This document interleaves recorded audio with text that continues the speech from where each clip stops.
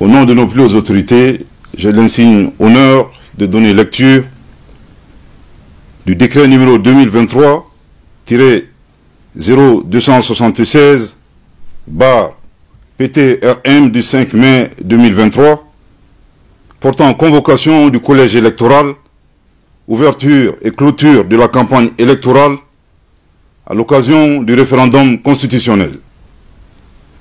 Le président de la transition, chef de l'État, vu la Constitution, vu la charte de la transition, vu la loi numéro 2022-001 du 25 février 2022 portant révision de la charte de la transition, vu la loi numéro 2022-019 du 24 juin 2022 modifiée portant loi électorale, vu le décret numéro 2021-0361/PTRM du 7 juin 2021 portant nomination du Premier ministre, vu le décret numéro 2022-0752/PTRM du 4 décembre 2022 portant nomination d'un ministre d'État, vu le décret numéro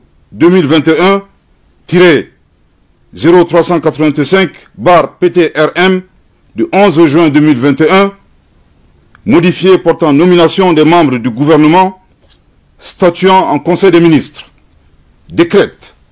Article 1er. Le collège électoral est convoqué le dimanche 18 juin 2023 sur toute l'étendue du territoire national et dans les missions diplomatiques et consulaires de la République du Mali, à l'effet de se prononcer sur le projet de constitution annexé au présent décret. Toutefois, les membres des forces de défense et de sécurité voteront par anticipation le dimanche 11 juin 2023, conformément à la loi électorale. Article 2.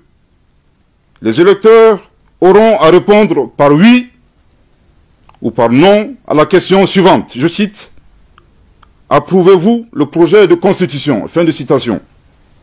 Article 3. Le bulletin de vote de couleur blanche correspond au oui et le bulletin de couleur rouge au non. Article 4. La campagne électorale à l'occasion du référendum constitutionnel est ouverte le vendredi 2 juin 2023 à 0h. Elle est close le vendredi 16 juin 2023 à minuit.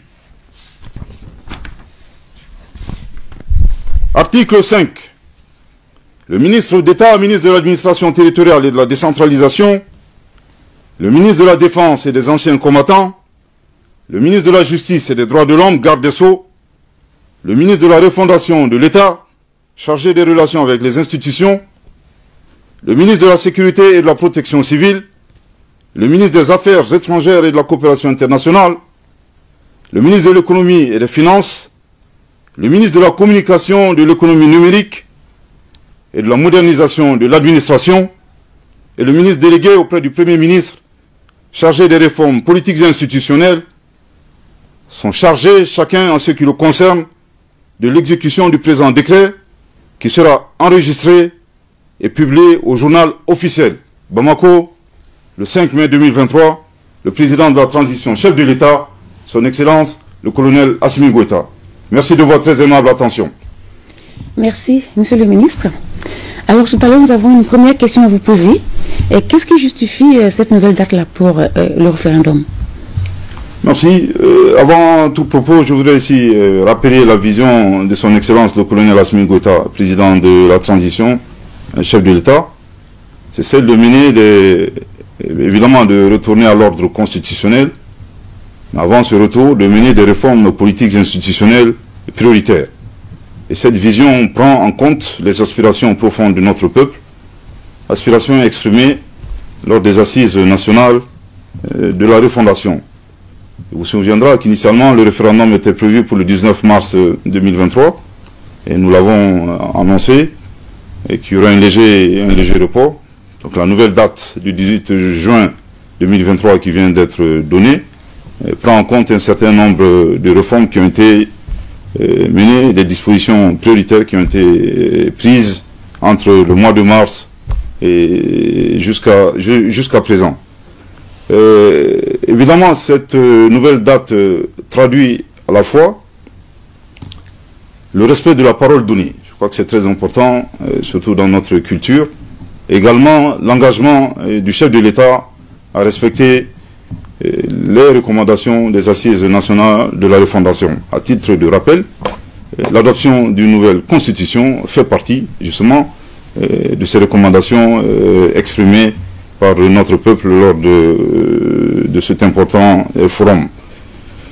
Ensuite, je voudrais également préciser que l'application du chronogramme des réformes politiques institutionnelles, conformément aux instructions du chef de l'État, obéit à un principe clé, c'est la recherche constante d'un équilibre entre, d'une part, l'inclusivité et le consensus, et d'autre part, le respect des délais, donc le temps imparti à cette transition. Aujourd'hui, à la fois, le projet de constitution et l'organisation du référendum résultent justement de ce principe-là. Alors, Monsieur le ministre, est-ce que toutes les dispositions sont prises pour la tenue de ce référendum qui se tiendra le 18 juin prochain? Je voudrais aussi rappeler à l'opinion qu'il existe maintenant dans notre pays un organe unique chargé de la gestion des élections, à savoir l'autorité indépendante de gestion des élections, qui a pour mission justement de prendre en charge tous les aspects, toutes les opérations liées à la fois aux élections et à l'organisation du référendum. Je suis convaincu que les hautes compétences, les hommes et les femmes aujourd'hui qui animent cette structure, se prêteront le moment venu, en tout cas déclineront le moment venu, toute la stratégie et toutes les dispositions qu'ils prendront afin que le référendum du 18 juin 2023 soit un succès, Inch'Allah. Mais d'ores et déjà, je voudrais ici préciser que le chef de l'État a donné des instructions très fermes à tous les membres du gouvernement d'appuyer l'EJ dans tous les domaines, aussi bien les aspects sécuritaires, les aspects économiques et financiers et les aspects logistiques. Alors, nous sommes à un mois, quelques jours de ce référendum. Il est important de rappeler le sens que ce référendum a pour notre pays. À mon humble avis, ce qu'il faudrait garder à l'espoir, c'est cette phrase prononcée par le chef de l'État lors de la cérémonie de remise du projet de constitution, après l'étape de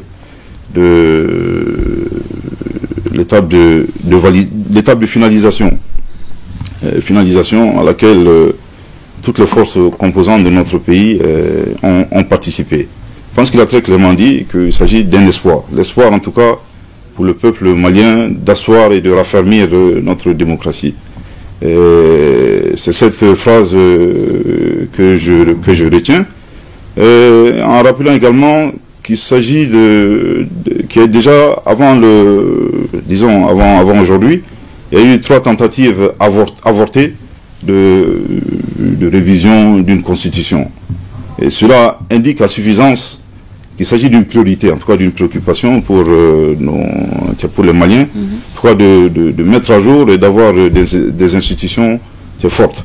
Aujourd'hui, ce projet de constitution est l'espoir de notre pays, pour la simple raison que dans une société, dans un pays, la constitution constitue la norme fondamentale.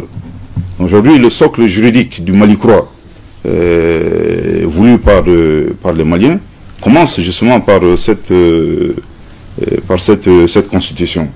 C'est d'autant plus important pour nous que c'est depuis 2012, le Mali fait face à une crise multidimensionnelle, je dirais, que je qualifierais d'existentielle, dans les moments sombres. Je voudrais juste rappeler quelques épisodes traumatisants. C'est la perte de 55% de notre territoire national et bien entendu toutes les victimes de ce drame depuis 2012 à nos jours. Donc il est très important honnêtement qu'on se retrouve et que nous tentons de donner un nouvel élan à notre pays et que le Mali-Croix soit une réalité. Alors, Monsieur le ministre, si vous avez un dernier message à l'endroit de vos concitoyens. Avant de terminer, je voudrais ici, au nom de nos plus hautes autorités, au nom de tout le gouvernement, remercier tous toutes les personnes de bonne volonté qui se sont investies et qui s'investissent tous les jours à vulgariser ce projet de constitution afin que les Maliens se l'approprient. Et je voudrais aussi préciser que très bientôt, cet effort sera renforcé grâce à l'action de la commission de vulgarisation gouvernementale de la Constitution, afin que justement les Maliens puissent se l'approprier. Mais il est également important que tous les Maliens gardent à l'esprit toutes les victimes de l'insécurité dans notre pays. Il est important que nous honorions leur mémoire.